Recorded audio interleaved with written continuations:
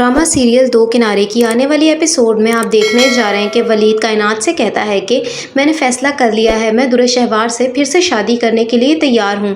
तो ये सुनते साथ ही कायनात कहती है कि आप ऐसा नहीं कर सकते। मावरा ने आपका उस वक्त साथ दिया जब आप बिल्कुल अकेले थे, और आज जब वो माँ बनने वाली है, उसे आपकी सबसे ज़्यादा ज़रूरत है, तो आप उसे तन्हा कर देना चाहते हैं।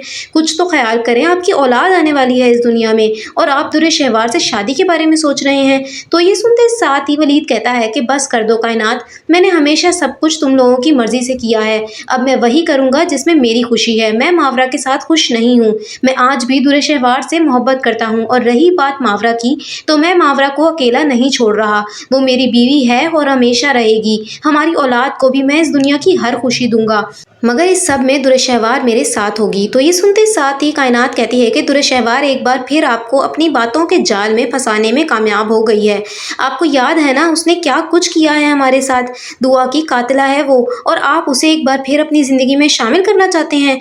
क्या आप सब कुछ भूल गए हैं कि उसने इस घर का क्या हशर कर दिया था। तो ये सुनते साथ ही वलीद कहता है कि उसने जो कुछ भी किया था उस सब की जिम्मेदार वो अकेली नहीं थी, मैंने उससे ज़्यादा दूसरों को तरजीह दी, इसीलिए वो सब हुआ। अगर मैं उसकी बात मान लेता और प्रॉपर्टी के हिस्से ना करता तो शायद हम आज भी साथ होते। तो ये सुनते साथ ही कायनात कहती है कि आप ये कहना चाहते हैं कि इस सब की जिम्मेदार मैं हूँ। भाई आप ऐसा सोच भी कैसे सकते हैं, आप जानते हैं ना हम आपसे कितनी मोहब्बत करते हैं, हमारे लिए आप हमारे माँ बाप की जगह पर हैं। आप ऐसा सोच भी कैसे कह सकते हैं कि हम आपकी ज़िंदगी ख़राब करेंगे।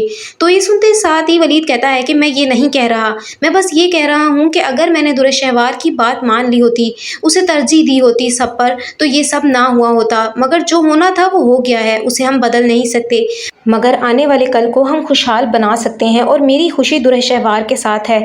इसीलिए मैंने फ़ैसला किया है कि मैं दुर्र शहवार के साथ ही रहूँगा।